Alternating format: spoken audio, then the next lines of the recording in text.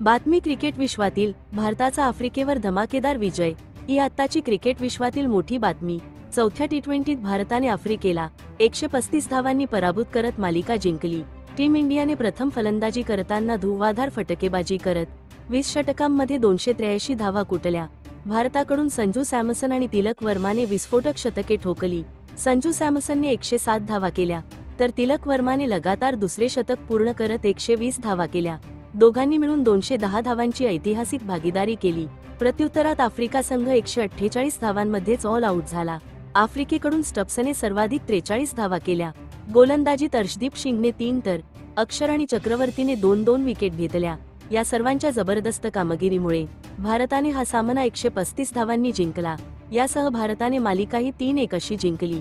तिलक वर्माने या मालिकेत जबरदस्त कामगिरी केली, त्यामुळे त्याला सामनावीर आणि मालिकावीर दोनही पुरस्कार देण्यात आले।